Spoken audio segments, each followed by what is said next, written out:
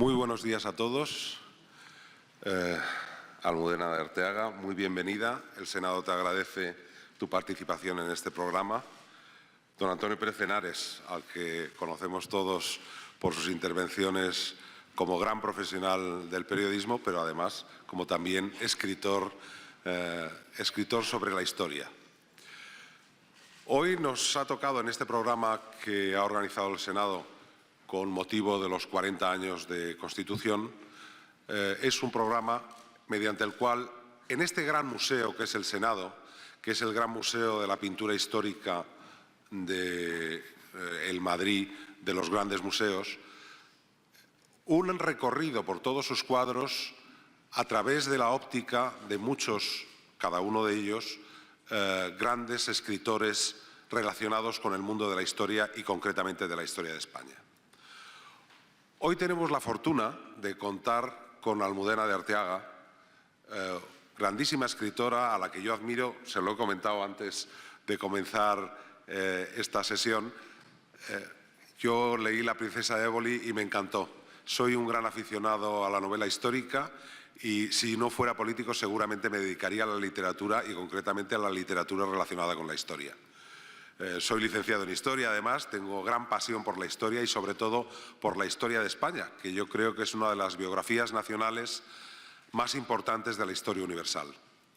Pues bien, esta gran historia la ha cogido muchas veces, la ha acogido y la ha acogido Almudena de Arteaga, que además, por linaje, tiene mucho que ver con muchos de los protagonistas de los cuadros que decoran y embellecen el Senado. Almudena de Arteaga, aparte de una grandísima escritora con muchísimos premios, tiene el premio Alfonso X el Sabio de novela histórica, tiene el premio por una de sus primeras novelas, por María de Molina, creo recordar, tiene el premio Azorín por Capricho, que es otra grandísima novela, y no voy a decir todos sus premios porque la verdad es que es una grandísima escritora, no solo reconocida, sino también condecorada y premiada con el mérito que ella ha exhibido. Pues bien, hoy la tenemos aquí y decía que ella tiene, por cuestión familiar, mucho que ver con muchos de los protagonistas de los cuadros que están colgados aquí en el Senado. Y, entre otros, con el cuadro que hoy presenta, que es un cuadro complicado, es un cuadro distinto, es un cuadro trágico, que enseña lo que ocurría y lo que sucedía en la España que todavía no había llegado a la Edad Moderna.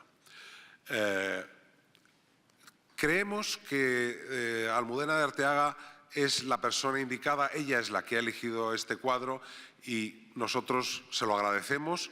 La felicitamos, estamos esperando a escucharla y seguro que todos los que están en esta sala están deseando que yo termine mi intervención para dar paso a quien va a ser nuestra protagonista y seguramente nuestra protagonista de gran lujo porque va a hacernos una exposición seguramente maravillosa. En broma, cuando estábamos antes de entrar, yo decía, ahora cuando a un político le perjudican, le quitan de las listas. En la época de don Álvaro de Luna le cortaban la cabeza. Algo hemos avanzado un poquito. Pero como decía, a quienes estamos esperando escuchar es Almudena de Arteaga, gran escritora, duquesa del Infantado, emparentada con todos los protagonistas de los cuadros del Senado y además una persona que conoce la historia de España, esa historia que nos apasiona y a la que queremos y admiramos también como nadie. Muchas gracias, Almudena, y tuya es la palabra. Gracias, Juan.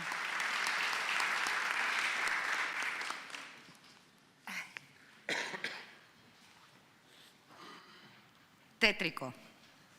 Creo que no se puede definir de otra manera. El presidente del Senado me lo dijo desde el primer momento.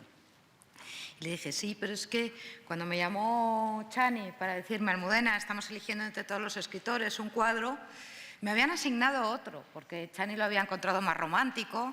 Yo siempre escribo sobre mujeres, historias muy bonitas y muy dramáticas en otras ocasiones, pero dije, os vais a sorprender, no me pega nada este cuadro, nada, pero quiero hablar de don Álvaro de Luna. A don Álvaro de Luna lo traté en mi libro del Marqués de Santillana, su máximo opositor. Y resulta que al final las sangres de los dos enemigos más grandes de esta historia, que vamos a contar hoy, se acabaron uniendo. Y toda mi familia vienen de estos dos seres, de este señor que está en la pica con la cabeza verde colgando y del famoso Marqués de Santillana, el de las Serranillas, el primer Marqués de Santillana. Bueno, todavía no se ha encontrado, no he encontrado una sola película que hable de ello. Creo que debería de haberse escrito y se debería hacer un guión, porque todo lo que termina en un juicio y una sentencia final es soberbio. Don Álvaro de Luna, ya sabemos que no. Estos son chascarrillos que voy a intentar contar para no hacer demasiado dramática mi exposición. No tiene nada que ver con el actor del Algarrobo, no sabemos por qué eligió ese nombre artístico, pero mucha gente que no sabe historia se cree que es él. Nuestro Álvaro de Luna fue un noble castellano que vivió en el siglo XIV y para mí probablemente el primer válido más importante en la vida de un rey de España. Luego hubo muchos que yo he tratado a lo largo de mi vida literaria, como por ejemplo a Antonio Pérez en La princesa de Éboli, con Felipe II, pero no acaba decapitado, acaba huyendo, recordemos, a Francia y lo que acaba es desterrado. Como el conde duque de Olivares, por ejemplo, en El desafío de las damas, al cual no dejo muy bien parado tampoco, pero también aquí al lado, en la plaza de Oriente, el pueblo español, después de muchos años de estar sometidos a él, gritaban: así lo eches, lo eches, así lo eches, lo eches, y así lo eches, lo desterraron. Está aquí al lado, como bien sabemos, pero lo desterraron así lo eches. O como, por ejemplo, al mismo Godoy, que lo he tratado en mi novela del Capricho, y fue otro válido, ya no válido, porque ya no se llamaban válidos en esa época, vamos transcurriendo en la historia, pero que sabemos cómo terminó con la invasión francesa y dónde terminó Godoy. Godoy muere fuera de España y desterrado. Pero volvamos a don Álvaro de Luna. El cronista más, yo normalmente cuando documento a un personaje suelo hacer un estudio cronológico de los cronistas que han hablado de él. De don Álvaro de Luna han hablado multitud de personajes tremendamente escritores, historiadores, incluso políticos. Lo han tomado como referencia. ¿Por qué? Porque demuestra lo que puede ser llegar a lo más alto en una vida y terminar en lo más bajo de una vida. Luego comentaremos un poco los detalles que hay dentro de este cuadro de Rodríguez Losada. El primero que habla de él es Fernán Pérez de Guzmán, nada más y nada menos que en el siglo XIV, un cronista e historiador.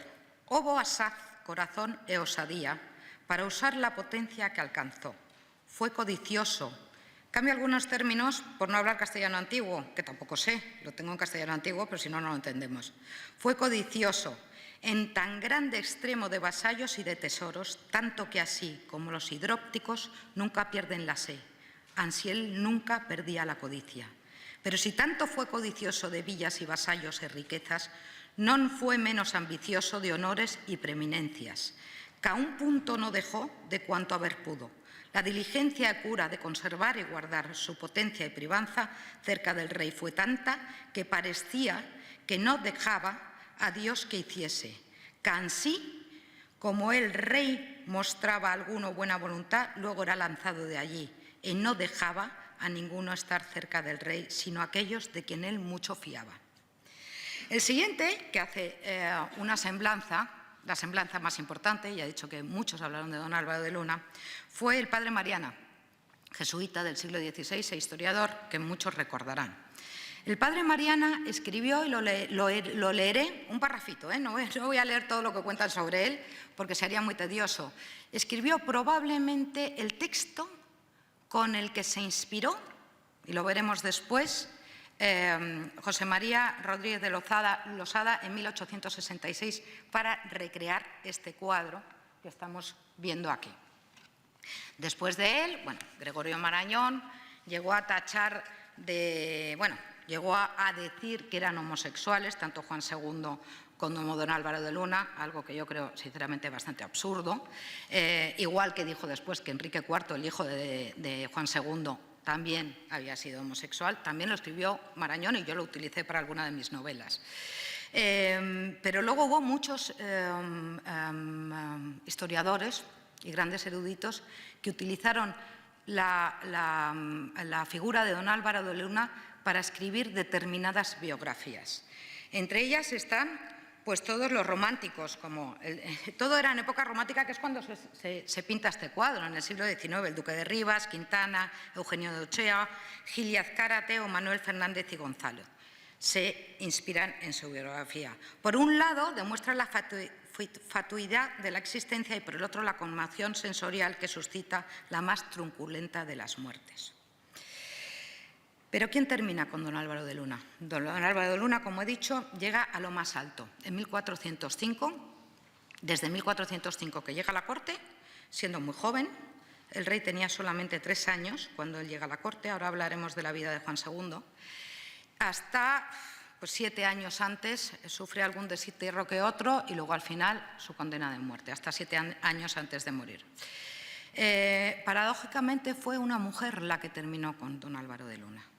Lo intentaron muchos nobles, pero paradójicamente fue una mujer. Yo siempre hablo de mujeres y he escrito muchas biografías de mujeres. Fue Isabel de Portugal. La mujer, no de Carlos V, les pongo en antecedentes, intento ser clarita porque salto de un momento a otro, sino la segunda mujer de Juan II. Juan II había estado casado una primera vez y había tenido a Enrique IV, el que sería Enrique IV el Impotente, y luego se casó una segunda vez con Isabel de Portugal y tuvo a Isabel la Católica y a Alfonso, aquel niño que protagonizó en Ávila el destronamiento de un pelele, la farsa de Ávila, lo que se conoce como la farsa de Ávila, de un pelele que era un muñeco de trapo que era su hermano, y le coronaron a él. Bien, pero volvamos a nuestro don Álvaro de Luna. Fue precisamente la reina Isabel de Portugal la que al casarse con Juan II estaba muy enamorado de ella, acabó convenciéndole de que había que terminar con él. Terminaron con él acusado, diríamos hoy, por malversación de fondos e uso indebido de poder. Diríamos que acabó acusado por eso. Fue juzgado por 10 juristas, pero fue una pantomima, porque en realidad su sentencia de muerte ya estaba firmada, prácticamente, ¿no? El rey le había tenido como su gran amigo y siempre le quiso por lo menos que tuviese un final medianamente justo. Rodríguez Losada, y ahora nos vamos al cuadro, vamos a mirar el cuadro. El cuadro está puesto, por si alguien lo quiere ver después, en el pasillo de aquí, justo, a la salida a la izquierda de la sala. Es mucho más grande, por supuesto, que el que tenemos expuesto. En medio de la plaza, dice el padre Mariana, que le da la idea para reflejar su pintura, escribe: en medio de la plaza de aquella villa de Valladolid tenía levantado un cadalso y puesto en él una cruz con 2 antorchas a los lados y debajo una alfombra. Como subió en el tablado, hizo la reverencia a la cruz y, dados algunos pasos, entregó a un paje suyo, que allí estaba, el anillo sellar y el sombrero. Vio un garfio de hierro clavado en un madero bien alto. Preguntó al verdugo para qué le habían puesto allí y con qué propósito. Respondió él que para poner allí su cabeza luego de que se la cortasen. Desabrochándose el vestido, sin muestra de temor, bajó la cabeza para que se la cortasen aquel 5 de julio de 1453. Varón verdaderamente grande y por la misma no era grande de tamaño. Mariana habla de grande por lo que llegó a ser. De tamaño ya veremos que era muy pequeñito. La misma variedad, la fortuna y maravilloso. Por espacio de 30 años, poco más o menos, estuvo apoderado de tal manera de la Casa Real que ninguna cosa grande ni pequeña se hacía sino por su voluntad. Acompañó a don Álvaro por el camino y hasta el lugar, fraile de San Francisco, aquel que compuso un libro llamado Portatilitium Fidei. Quedó el cuerpo, cortada la cabeza, por espacio de 3 días en el cadalso, con una bacía puesta allí junto para recoger la limosna con que le enterrasen, un hombre que poco antes podía haber igualado a los reyes. Y así se truecan las cosas. Desde el punto de vista temático, el cuadro, luego yo voy a poner una exposición de varias diapositivas, pero prefiero dar primero la ponencia y luego les voy diciendo cada cuadro. Este cuadro es el preámbulo de uno que hay en el Museo del Prado, que vamos a ver en mi exposición, que es de Eduardo Cano y que simboliza la colecta para el entierro, porque tenemos que recordar que a él no solamente le cortaron la cabeza, le despojaron de todos sus bienes, con lo cual no había dinero para enterrarle. Muchos han dicho que el mendigo que está a la izquierda iba a pedir limosna al comentarlo. No, es una representación que Rodríguez Losada hace en el cuadro, a mi gusto, maravillosa, porque demuestra que lo más pobre del entorno, que es un mendigo, incluso está, porque si se fijan, aquí no lo aprecian, pero si ven el cuadro en realidad lo ven, está dejando una moneda en la olla para que puedan enterrar al hombre que hacía muy poco había sido el más grande en Castilla. ¿Quién? Un mendigo. Lo más pobre, está soltando su única moneda para poder enterrar a este hombre. Esa es la temática que ella elige. Es el preámbulo del de Eduardo Cano. El de Eduardo Cano había sido premiado en la Exposición Nacional de 1858. Este se quedó nada más que en mención de honor 7 años después, en la misma exposición. Pero podríamos decir que este fue el primero y el de Eduardo Cano después. Vamos a ver el de Eduardo Cano, ya sale el cuerpo con la cabeza al lado y lo están llevando en una camilla a enterrar. Compositivamente, no sé si recuerdan ustedes el retrato de los comuneros sobre el cadalso de Gisbert. Compositivamente es muy parecido. Están Juan Bravo, Padilla y Maldonado sobre un cadalso. No lo puedo poner ahora mismo porque si no nos desviamos. Pero compositivamente, si se fijan, es parecido. Sí podría ser parecido. Y luego, también les puedo decir que hay anacronismos claros. Hay unos anacronismos tremendos. La vestimenta de don Álvaro sí bien podría ser. Los frailes franciscanos sí podrían estar así vestidos, pero, por ejemplo, el crucifijo que está encima es totalmente posterior, porque en esta época, ya estamos hablando de principios del siglo XV, mediados del siglo XV, los crucifijos eran más bien de hierro, con incrustaciones de piedras preciosas y bastante toscos. No ponían todavía figuras de Cristo como mucho un pantocrátor, pero no se podía poner encima de una mesa. Hay anacronismos bastante claros. Y luego, bueno, pues recuerda mucho a los modelos pictóricos sevillanos, también, de este momento. La teatralidad es tenebrosa, truculenta, esa cabeza verdosa es tremendamente realista y no puedo seguir hablando más porque ustedes lo están viendo. Voy a pasar a hablar de la vida de don Álvaro de Luna, de lo que fue este hombre que está en la pica en este momento. Don Álvaro de Luna nace en Cañete, provincia de Cuenca, en 1390. Voy a hacer un paralelismo porque en mi obra literaria habla del Marqués de Santillana, de su enemigo, precisamente. El Marqués de Santillana nace 8 años después. Es un hombre culto, es un hombre bastardo, hijo bastardo. Es curioso cuando se estudia la historia de España cómo hay grandes válidos que llegan a lo más alto, muchos, y ahí queda un libro pendiente. Se podrían hacer pequeños capítulos de la bastardía de los grandes válidos, porque la inmensa mayoría de ellos llegaron a ser… Antonio Pérez, el mismo Antonio Pérez, era hijo bastardo también. Bueno, pues él era hijo bastardo de un caballero aragonés, don Álvaro de Luna, un noble aragonés, con la que ya llamaban entonces cañetera. Recordemos que nació en Cañete. Su madre era de vida licenciosa, se llamaba María Fernández de Jaraba y la han confundido alguna vez los genealogistas con la hija del mismo alcaide de Cañete en ese momento, porque tenían nombres muy parecidos, parecían casi anónimas, pero no son. La hija del alcaide de Cañete pues era diríamos, una niña bien, con buena conducta, y esta cañetera, la madre de don Álvaro, pues tuvo, para que se hagan una idea, 2 hijos más con 2 padres diferentes, que no eran los padres de don Álvaro. Bueno, pues una vida bastante ajetreada, diríamos hoy en día. A los 7 años se queda huérfano. Su padre es verdad que era bastardo, pero siempre se hizo cargo de él. Le deja a cargo de Pedro de Luna, que era arzobispo de Toledo, y a cargo nada más y nada menos de su tío abuelo, el Papa Luna, el que produjo el conflicto de Aviñón, Benedicto XIII, el Papa Luna. Este Papa Luna, chascarrillo. Un día me fui a Zaragoza y no me cuenten por qué, pero los escritores hacemos cosas muy raras. Me fui al anatómico forense y seguimos con cosas truculentas en la Guardia Civil. Y es que acababan de encontrar la cabeza de don Álvaro del Papa Luna, que lo habían robado de la capilla, donde estaba desde hacía siglos, lo habían robado, habían saqueado y lo había encontrado la Guardia Civil. Y lo tenían en el anatómico forense para ver si en realidad era la cabeza de don Álvaro de Luna o en la hornacina habían metido la cabeza de cualquier otra persona. Entonces, bueno, como curiosidad les diré que me puse unos guantes como los de CSI y tuve la cabeza de don Álvaro de Luna entre las mías. Muy pequeñita, por cierto. Pero sigamos con nuestra historia.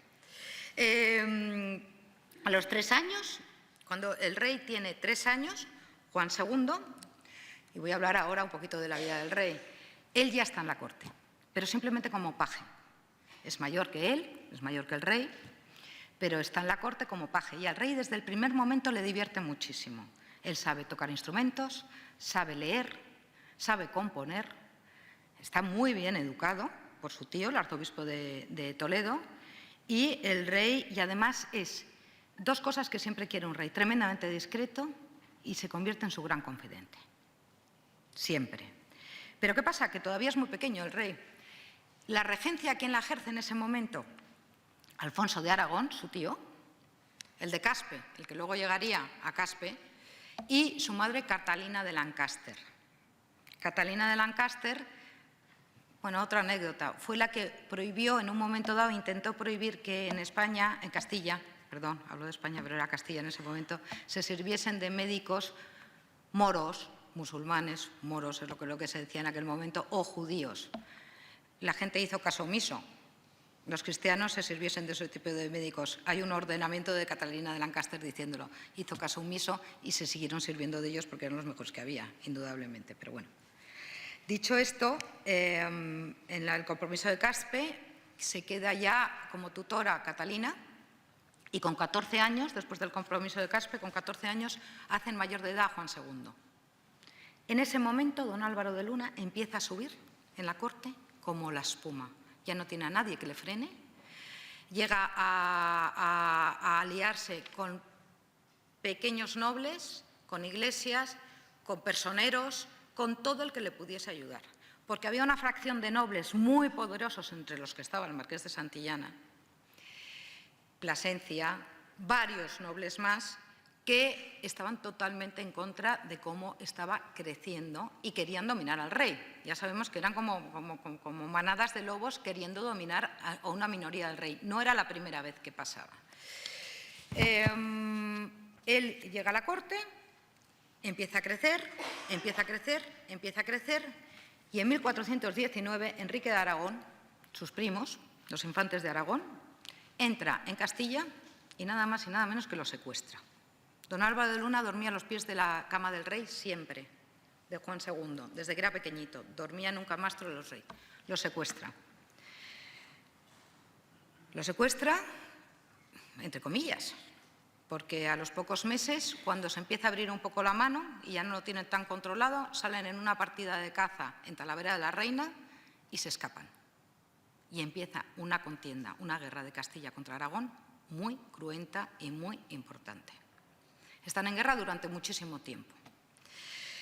Llegan incluso a lo que se llama la primera batalla de Olmedo. Hay 2 batallas de Olmedo. En 1445, la primera batalla de Olmedo es cuando consiguen que por fin Enrique de Aragón caiga herido y caiga preso.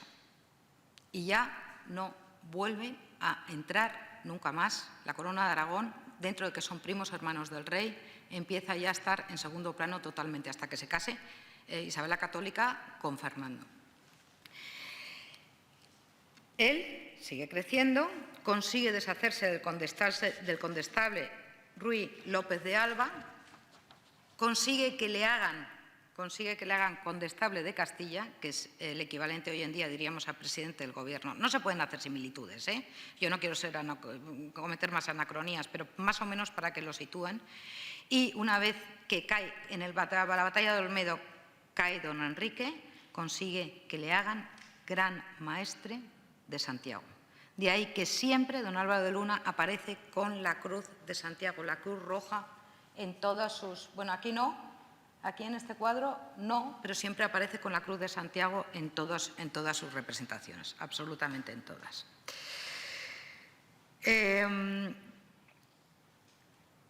Muere María de Aragón, después de la batalla del Olmedo. María de Aragón era la hermana de los infantes de Aragón, de Enrique, y primera mujer de Juan II.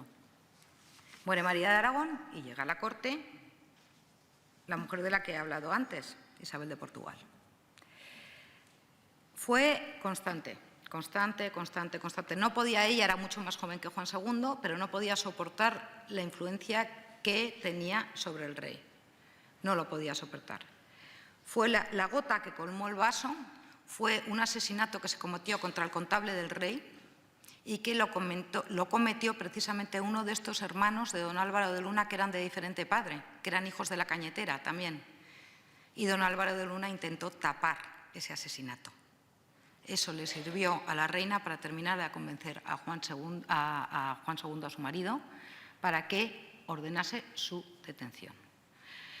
En abril de 1453 se ordena la detención de don Álvaro de Luna, se lleva preso, se somete a ese juicio del que he estado hablando, con los 10 juristas mejores que había, pero daba igual lo que se argumentase en su favor porque inmediatamente lo tumbaban. Lo detiene Diego de Estúñiga, en nombre del rey, en abril del 53.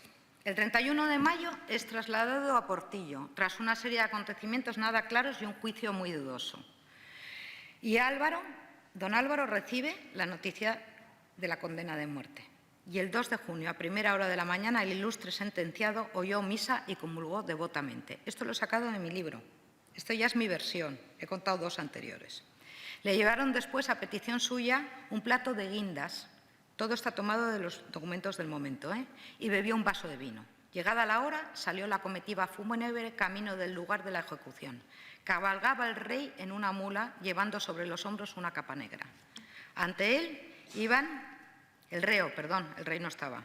Ante él iban los pregoneros diciendo en altas voces: «Esta es la justicia que manda hacer el rey nuestro señor a este cruel tirano e usurpador de la corona real, en pena de sus maldades y de servicios, mandándole degollar por ello». A don Álvaro no le cortaron la cabeza directamente, primero lo degollaron y luego le cortaron la cabeza. Sería una exposición muy larga, pero los nobles tenían prebendas para no ser, por ejemplo, no podían ser decalvados.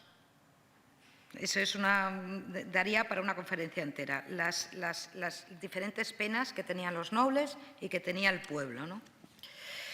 Así caminaron por la calle Francos y la de Costanilla hasta la plaza, donde se había erigido un cadalso cubierto con un paño negro y sobre el cual había un crucifijo con antorchas encendidas a los lados. Preguntó el condenado qué significaba el garfio de hierro, esto ya lo he contado, que sobre el madero había, y como le contasen que era para poner en él su cabeza después de degollado. Cuando le contaron esto, después contestó fríamente: «Hagan del cuerpo y la cabeza lo que quieran». Don Álvaro, sin perder la elegancia y la soberbia que siempre le había caracterizado, subió con entereza al cadalso, preparando en la plaza pública de Valladolid, donde unos momentos después era decapitado. Su cabeza permaneció expuesta y colgada del garabato durante 9 días. Su viuda, Juana de Pimentel, de la cual he hablado poco, pero en la exposición de diapositivas la van a ver en el enterramiento del condestable en la Catedral de Toledo, y su hijo Juan, el conde de Alburquerque en ese momento, se habían ofrecido bastante resistencia para no entregar el castillo de Escalona en ese momento, que era donde ellos vivían, pero al final lo tuvieron que entregar. Los bienes de don Álvaro serían objeto de rapiña y solo con el paso del tiempo su familia consiguió rehabilitar su memoria y trasladar sus restos, que descansan ahora en la Catedral de Toledo.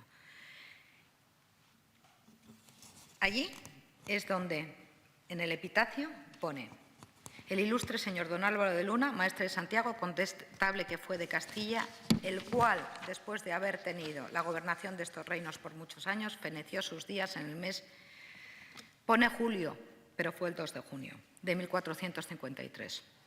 El rey estaba en Segovia, a donde fue en los últimos días de mayo para no encontrarse en Valladolid, en donde iban a juntarse don Álvaro con todos los que le habían traicionado. Se desencadenó, la noche que murió don Álvaro, se desencadenó una tormenta fuertísima en Segovia y estuvo lloviendo sin parar. Y dicen que el rey se atemorizó, se arrepintió de haberlo condenado a muerte. El rey, sobrecogido de espanto, cayó desfallecido y así le encontraron sus servidores. Desde entonces enfermó de melancolía, pesaroso y arrepentido de su injusticia, acosado por el triste recuerdo del desastroso fin del que durante 40 años había sido su fiel servidor. Juan II no consiguió sobrevivir a don Álvaro nada más que un año. Murió el 21 de julio de 1454. Y como anécdota les contaré que en 1658, muchísimo más tarde, el Consejo de Castilla declaró a don Álvaro de Luna inocente y libre de toda culpa y de las mentiras por las que había sido condenado. Esta es una anécdota que hay mucha gente que no lo sabe y queda en el olvido. Poco después, aquí pasaríamos al cuadro que les voy a enseñar de Eduardo Cano. Poco después, la gente de Valladolid y algunos nobles llevaron su cuerpo a enterrar al convento de San Francisco, donde él había dicho a los religiosos la noche anterior que así lo hicieran. Más tarde, al cuidado casi irreverente del que había sido su fiel servidor Gonzalo de Chacón, fueron trasladados sus restos a la ciudad de Toledo, donde por fin recibieron eterna sepultura. Juana de Pimentén, al conocer la ejecución de su marido, abandonó la resistencia y, esto ya lo he dicho, y rindió el castillo de Escalona. Desde ese momento la llamaban la triste condesa. Nunca más levantó cabeza. Pero aquí, que es por lo que yo he elegido este cuadro, don Álvaro de Luna muere. El marqués de Santillana había sido su gran opositor. Ahora mismo les voy a leer un párrafo de un pequeño poema que escribe en su contra, en el Doctrinal de los Privados, contra don Álvaro de Luna. Habían sido eternos rivales, pero la única hija que sobrevivió a don Álvaro de Luna terminó casándose con el nieto del marqués de Santillana, el segundo duque del Infantado. Y ahí se unieron a los dos enemigos, la sangre de los dos enemigos. Están enterrados en la capilla del Condestable. Voy a leerles lo que escribe el marqués de Santillana. Por medida que medías, ciertamente eres medido. Aquellos que abatían ya te han abatido. Abajas, ya te abajan. Aquejabas, ya te aquejan. Tú tajabas, ya te tajan, y jamás nunca te dejan, y jamás nunca te dejan. Son las coplas, algunas de las coplas. El marqués de Santillana escribe una barbaridad y en el Doctrinal de los Válidos podemos ver perfectamente cómo plantea esa durísima crítica hacia don Álvaro de Luna. Dicho esto, voy a pasarles las diapositivas de los cuadros que reflejan a don Álvaro de Luna. Aquí me parece que me voy a tener que ir para allá, porque no. Bueno, lo explico desde aquí. Tenemos. Muy bien, gracias. Este es el único cuadro de don Álvaro de Luna que está en el retablo de Santillana, aparte del que conocemos, bueno, el único no, este y tres más que les voy a enseñar, porque lo que estamos hablando es de la obra pictórica de él. Ven la Cruz de Santiago y bueno, es el retrato más fiel que hay de él porque es el más contemporáneo, porque recordemos que este está pintado, este que tenemos aquí en el Senado, es tan maravilloso árbol, está pintado en el siglo XIX. Cañete. Se conserva una muralla preciosa, el pueblo no vale mucho más, pero hay unas fiestas en agosto que es la Albarada, porque sin duda ha sido el máximo representante durante toda la historia de Castilla que han tenido en el pueblo de Cañete, en Cuenca. Esta es la estatua que tienen en Cañete de él. Juan II de Castilla, el marqués de Santillana, con uno de los documentos escritos a mano. Tenía una de las bibliotecas mejores de Castilla, probablemente la mejor. Aquí tenemos el otro cuadro, uno de los cuadros a los que yo hago referente. Este no es del decano, el decano viene después, el de Eduardo Cano viene después. Este está en el Museo de Jaén, es un buen cuadro, pero es otro cuadro en el que se representa la muerte de don Álvaro de Luna. Está en el Museo de Jaén y es mucho más moderno. Este es el cuadro que decimos que seguiría, porque además este cuadro fue pintado 6 años antes que el que tenemos aquí en el Senado. Este está en el Museo del Prado, estaba en el Casón del Buen Retiro, que supongo que como están obras, ahora mismo no lo tengo muy localizado, pero lo volverán a poner allí. Y aquí, como vemos, la cabeza está ahí al lado del cuerpo y se lo están llevando a enterrar. Y este está en el Museo del Prado también, es un boceto más que un cuadro, porque sabemos que Madrazo es mucho más realista y pinta con unos trazos mucho más perfectos. Es otro cuadro en el que, bueno, él está entregando, aquí coge otro pedacito de la historia de Mariana, de la crónica de Mariana, y lo que le está entregando es don Álvaro el sello al paje del rey. Este es de Madrazo y está en el Museo del Prado. Y aquí tenemos el nuestro, que es el último. Bueno, es verdad que he elegido este tema truculento y escabroso, pero debajo de... Es que no se ha terminado, creía yo que se había terminado. Las coplas de Jorge Manrique, a la muerte de su padre, también se inspiran algunas en la muerte de don Álvaro de Luna. Aquí tenemos los bocetos de Juana de Pimentel, su mujer, aquella que llamaron la triste condesa para siempre, y don Álvaro de Luna. Son los bocetos que se utilizaron, están en el Museo del Prado también, para pintar el retablo que está en la Catedral de Toledo, en la misma capilla. Son los retablos, los bocetos de ellos dos. Y aquí está la catedral. Debajo están viendo que hay unas losetas de cristal. Ahí está la cripta donde tengo a todos los míos y donde yo el día de mañana estaré. Este es el chascarrillo de última hora, si se puede llamar chascarrillo, pero nunca lo he contado. Debajo de esos cristales, debajo de los enterramientos de don Álvaro de Luna, el retablo está al fondo, lo pueden ver al fondo, es donde tengo a todos los míos. Y este, por último, es un grabado muy bonito que encontré, antiguo, que encontré sobre la misma capilla de los condestables de don Álvaro de Luna y de Juana de Pimentel. Ahí están los dos. Es una preciosidad y recomiendo que después de ver el cuadro de aquí del Senado y se recreen en todas las obras de arte que hay aquí, un día se paren un poquito más detenidamente en la capilla del condestable de la Catedral de Toledo. Muchísimas gracias.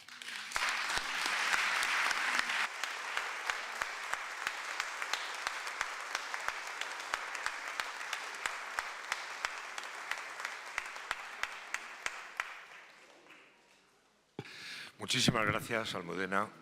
Pues sí, es cierto, yo le había propuesto otro cuadro, pero se empeñó en narrar cómo le habían cortado la cabeza a su antepasado. Sobre gustos no hay nada escrito. Don Álvaro de Luna me cae bien, pero un poco mal, porque se cargó a Atienza. Sí. Sí. Perdón, porque cobijaba a los aragoneses. Bueno. Claro, Atienza guardaba a los aragoneses y don Álvaro llegó a... Es que no he contado toda la historia de don Álvaro. Efectivamente, los aragoneses llegaron a tomar Atienza, pero corazón de Castilla, y don Álvaro lanzó una ofensiva para conseguir volver a rendir la plaza. Consiguió rendir Atienza, pero no a los aragoneses, que se quedaron, si van ustedes a Atienza. Les aconsejo estas fechas, ya será pronto la famosa caballada, donde ellos recrean desde hace 850 años la liberación del rey Alfonso VIII, el rey niño en Atienza, que les dio hasta bandera y les firmó los fueros y todas esas cosas.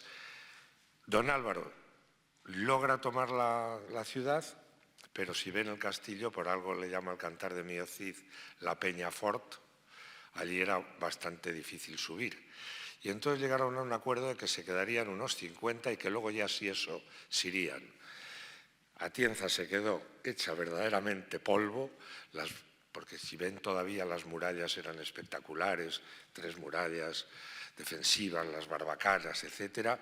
Así que lo siento, pero sería por lo que fuera, pero don Álvaro de Luna se cargó a Atienza y a las gentes del común de la tierra de Atienza, él y lo que quedaba que no saben quién, el padre de Víctor Hugo. Sí, lo que quedó de las murallas y todo eso, el padre de Víctor Hugo era el general Hugo del ejército imperial francés, gobernador de Soria y de Guadalajara. Y un tal Juan Martín Díez, alias el Empecinado, tenía la costumbre de sacudirle por toda esa zona a los franceses y meterse en Atienza al castillo. El padre de Víctor Hugo optó por volar las... claro, son cosas que pasaban. Voló todas las fortificaciones. Entonces ya tenían mejores cargas. Muchísimas gracias por la conferencia y sobre todo por el esfuerzo hecho en todas estas imágenes, muchas de las cuales yo no conocía, de verdad. Y su consejo de que cuando pasen por la Catedral de Toledo, amén de ver al Greco, esta capilla de los Condestables, aunque todavía no esté Almudena en ella, y espero que por muchos años, pues la verdad merece la pena porque es de un nivel artístico espectacular y evocador de un momento de la historia increíble. Como siempre, preguntas. Tengo que agradecerles de verdad, de una manera increíble, su asistencia aquí y sobre todo su contumacia en ella. Porque es que verán, les digo, para la próxima, que será la Isabel San Sebastián, como siempre espabilen, porque prácticamente el viernes se cierra el cupo, porque no cabemos más. Así que en cuanto abran el plazo, que será mañana, porque Almudena me decía, ¿cómo va lo mío? Y le dije, pues lo tuyo va que ya no hay sitio.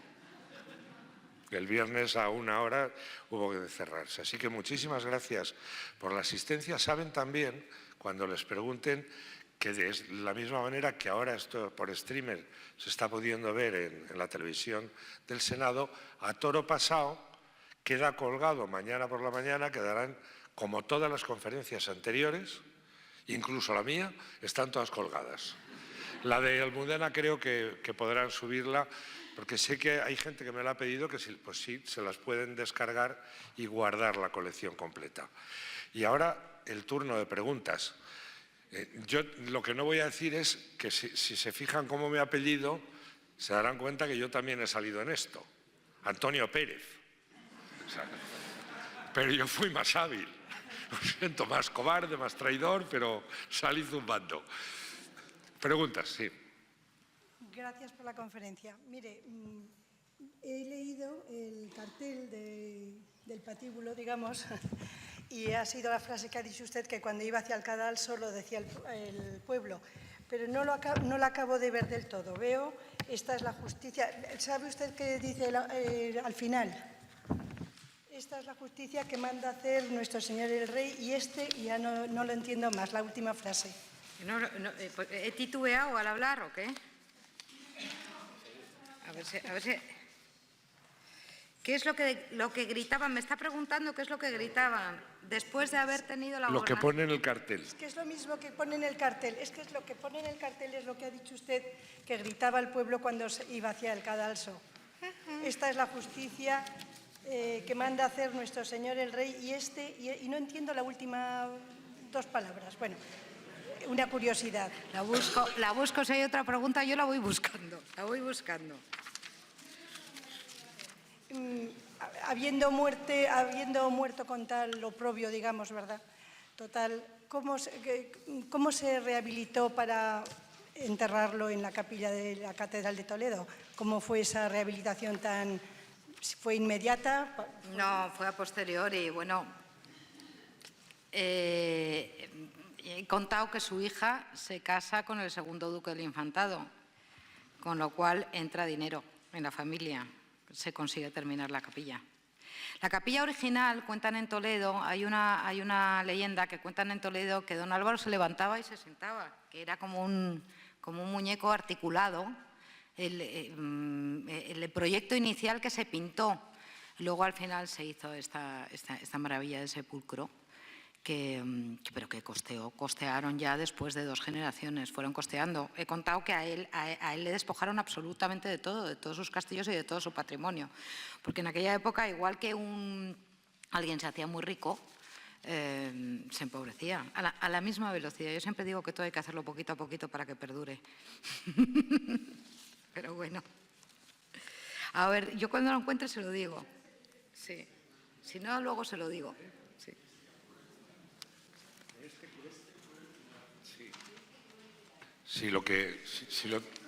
A este cruel tirano. Sí. ¿Sí? Bien, bien. Más preguntas. Ahí.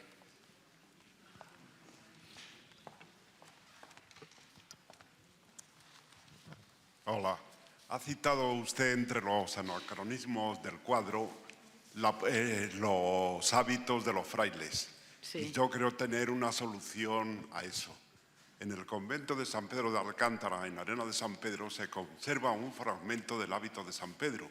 Y no era así. Era de rayadillo blanco y marrón más suave. ¿Ah, sí? Y aunque es bastantes años posteriores, yo pienso que era el que usaban los franciscanos en esa época. Que probablemente iban con el hábito a rayas. Exactamente. Era más sucio, ¿no? No lo sé. Digo, pero es vamos, más sufrido. Digo eso que es probablemente lo el marrón era más sufrido en aquella época. Eso es lo que hay, así está. Por decirlo, vamos. No, pero es posible que fuese, lo digo en broma, es posible, sí. Si está documentado es posible que fuese a rayas. Y en cuanto a doña Juana de Pimentel, efectivamente, ella firma en los documentos como yo la triste condesa. Yo la triste condesa de por vida. Y es más, en Arenas de San Pedro, la calle principal, que creo que es Camilo José Cela, dice que es el nombre de calle más bonito de España, es la calle de la triste condesa. Sí. En fin. Bueno, esto es fenomenal, ¿eh? Hay cosas preciosas, más. igual que el nombre de esta sala, Los Pasos Perdidos, La Triste Condesa. Hay mucha literatura en todas partes. ¿Más intervenciones? Allá atrás.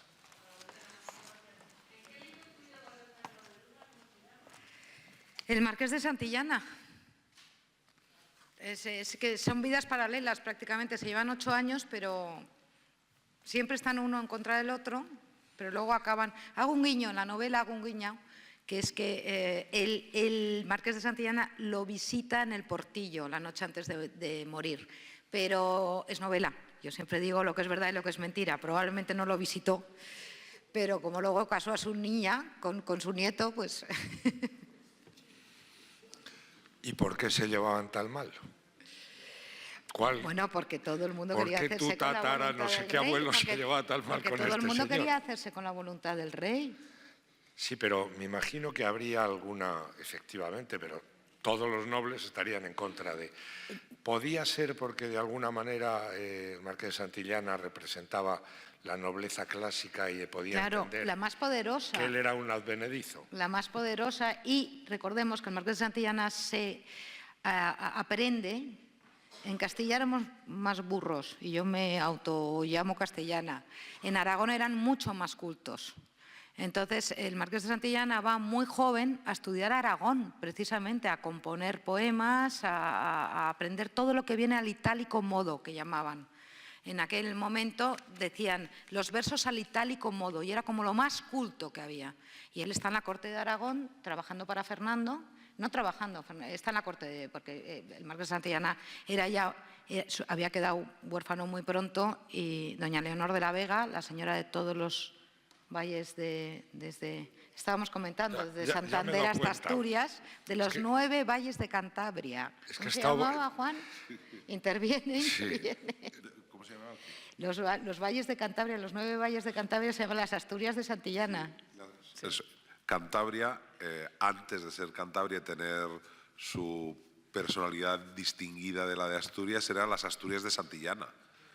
Todavía queda en un pueblo de Santander la Casa de Juntas de los 7 Valles, que entonces eran 7, o sea, que posteriormente fueron 7, aunque Leonor de la Vega era de los 9 valles, porque era también de la parte occidental oriental de Asturias. Sí. Sí, yo he estado, es que le mandé una foto a Almudena porque he estado este fin de semana por allí, en La Liébana, en concreto en Potes, que he sido pregonero de una feria de caza, pesca, etcétera, y donde he compartido unas horas geniales con un señor muy conocido, tal Revilla, que me llevó a comer cocido, buenísimo, al oso. Sí, cocido lebaniego. Pero lo primero que me encontré allí, dice, eso es la Torre del Infantado. Digo, hombre, qué bien. Y le dije a Almudena, ¿es tuya? Dice, no. Dice, era, efectivamente, de la rica hembra, doña Leonor de la Vega, que sí que lo era, por lo visto. O sea, que tenía bien puesto el apodo. Porque si era todo aquello suyo, la pena es que ya te han expropiado la torre. Bueno, volvamos, no me he expropiado todo, pero bueno, volvamos. ¿Por qué eran enemigos? Eran enemigos porque él, Santillana, estaba muy cerca de los aragoneses, había estado en la corte de Aragón, y ya sabemos que don Álvaro es totalmente contrario a los aragoneses. Que eran primos hermanos, ¿no? Eran primos hermanos, sí. Ahí hay un elemento. Lo que tú decías, mira, no lo va a decir ella, pero lo voy a decir yo como alcarreño, porque si alguien tiene que ver con mi provincia, lógicamente es la Casa Mendoza, ¿no? Les hablaba el otro día de una persona que nosotros queremos mucho, que es también de su familia, el conde de Tendilla. Aparte de todos los infandados, cuando les contaba, el próximo cuadro aparece. Ya les digo que lo mismo que Isabel la Católica no estaba en el cuadro. El conde de Tendilla estaba poniendo la enseña de Castilla en lo alto de la Alhambra en el momento del cuadro. Pero, ¿por qué Aragón, decía Almudena, tenía en aquel momento un mayor influjo cultural, un mayor desarrollo? Porque la corona de Aragón tenía media Italia en su poder. Y todo lo que estaba sucediendo en Italia, todo lo que era el Renacimiento, estaba llegando a través de ahí. La rima a la itálica manera, por supuesto. Pero hay otro elemento posterior que es todavía más definitivo. Cuando Francisco I cae prisionero en Pavía, es tomado prisionero y ¿saben dónde lo traen, entre otros sitios? Al Palacio del Infantado. Es donde está, que hacen unas fiestas increíbles, al fin y al cabo tener prisionero al rey francés, y tras suyo llega un gran poeta que se llamaba Andrea Navallero, íntimo amigo de Petrarca.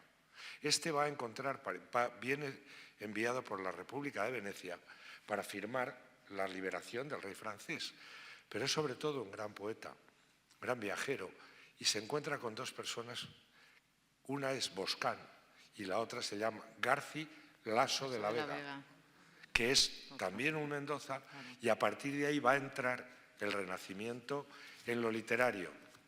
En lo que es arquitectura, entra también, y sobre todo en los grandes estudiosos alemanes, dicen que el Renacimiento entró en España por la Casa Mendoza, y efectivamente está perfectamente claro, y solo tienen que ver el Palacio del Infantado o el Palacio de la Calahorra o cualquiera de los palacios. El Palacio de la Calahorra mandado a construir por el hijo del gran cardenal, entonces los cardenales tenían hijos con cierta pero reconocido, y al que le puso Rodrigo Díaz de Vivar, cosa que me encanta. Porque eso de que soy descendiente del Cid ya no cuela, ¿eh?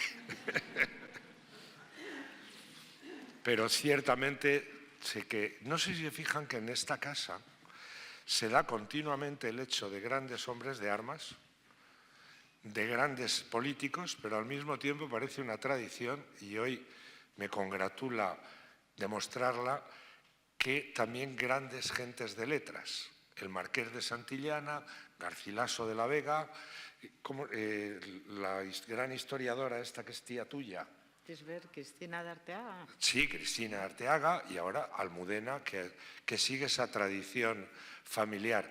También había nigromantes y gentes de mal vivir.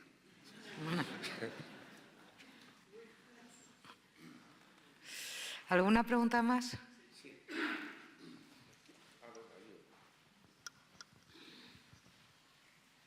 Almudena, has dicho antes que principalmente escribes sobre mujeres, como por ejemplo la princesa de Éboli. ¿En qué te basas o por qué eliges a tus personajes, a esas mujeres? Depende de cualquier cosa, siempre lo digo. La última ha sido una espía después de la Segunda Guerra Mundial. Pegó unos saltos en la historia vertiginosos. Depende. La princesa de Éboli fue un encargo que me hicieron. Querían a alguien que descendiese de la princesa de Éboli y que contase su historia. Y bueno, yo dejé la toga, colgué la toga y aparté las demandas y me puse a escribir novelas y me salió muy bien. El resto, pues Beatriz Galindo, por ejemplo, estábamos hablando de esa, el día anterior a ese cuadro, y no quiero pisárselo a Isabel San Sebastián, que va a venir a hablar de él, que era mucho más bonito, es mucho más bonito y se lo van a pasar mucho mejor que con tanta muerte como el mío.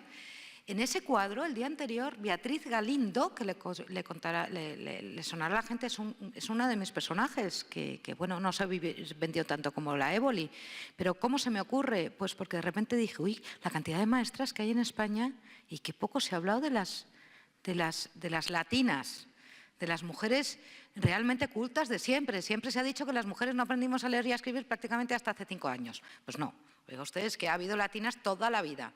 Pues Beatriz Galindo, el día anterior a ese día, se casó con Pedro Ramírez de la Madrid, que era el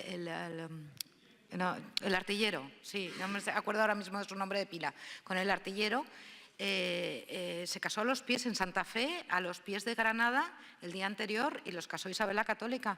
¿Quién era Beatriz Galindo? Su profesora de latín.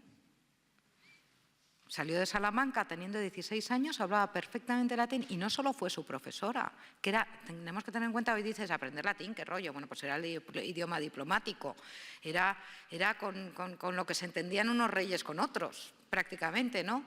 Con el idioma que se entendían. Bueno, pues enseñó latín no solo a la reina, luego a todas sus hijas, a Juana, apodada la Loca, a Catalina de Aragón, que es otro de mis personajes.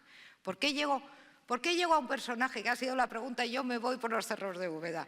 Pues porque de repente empiezo a escribir de Beatriz, la Beltraneja, y entonces de repente me acuerdo de Beatriz Galindo, y Beatriz Galindo está en Santa Fe, y de repente digo, ¿y por qué no voy a hablar de Catalina de Aragón, que fue la pequeñita que se casó con Enrique VIII y los ingleses solo hablan de los suyos y nada de los nuestros? Hablar de Catalina de Aragón, y de ahí pego un salto, pues no sé, a Eugenia de Montijo, en Granada. Otra vez me voy a Granada, pero mucho más tarde, y me lo paso muy bien.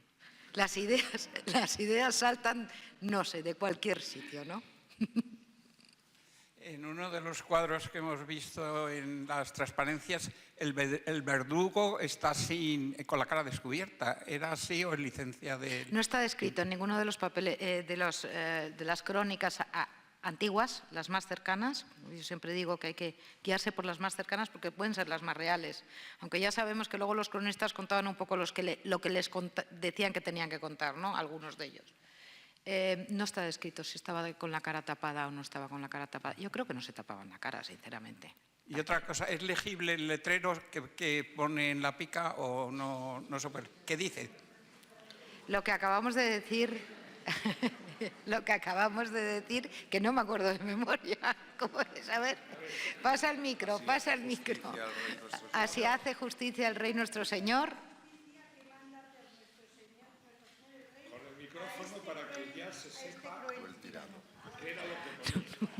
Esta es la justicia que manda hacer el Rey nuestro Señor a este cruel tirano. Bueno, con ayuda de los demás. Yo le iba a hacer otra pregunta. ¿No sería, a duda usted de la homosexualidad? Que yo también en el libro de Gregorio Marañón, claro, hablando de Enrique IV el Impotente, sí. Hablando de Enrique IV, pero sí que habla de la homosexualidad de Álvaro de Luna, de Enrique IV, por supuesto, y incluso de su padre. Pero don Gregorio yo creo que tenía un poco de obsesión, porque yo no sé con este tema. Pero yo me pregunto, porque yo que he escrito sobre la Beltraneja, pues de Enrique IV, se podía decir, las coplas de Mingo Rebulgo, ya en su momento, que yo siempre digo, hay que irse a su momento, no a lo de después, porque lo de después se puede trucar, lo del momento es lo del momento. Mingo Rebulgo ya lo dejaba entrever, que podía ser, que había donceles alrededor del rey siempre y tal. Pero de Juan II y de don Álvaro de Luna, yo no sé, lo mismo me equivoco, ¿eh? Pues yo pero le iba a preguntar. Permite, no, yo creo ¿Usted cree que no? Yo creo que no. A lo mejor la esposa Isabel de Portugal era eso lo que le hacía odiarlo. He pensado Bueno, yo. también, sí. Como dicen que no hay un hipótesis. hombre, ¿cómo es? Celos, a lo mejor no había homosexualidad. Que podía ser el celo de su mujer por cómo él quería a don Álvaro, no desde niño. Sí, podía ser por celos. ¿Y esta Isabel es la que luego enloqueció también? La madre Isabel la Católica, si recuerdan la Luego serie, la que está al enloqueció. principio de la serie con los niños, vamos. Que enloqueció. Enloqueció. Terminó bastante loca, sí. Ya. Gracias. Bueno, pues si no hay ninguna pregunta más, ya saben que ahora tienen un rato y pueden ver estos cuadros, tanto estos. Les aconsejo también, quien no haya visto la biblioteca, que no deje de verla. Muchas gracias y hasta el martes. Gracias a todos.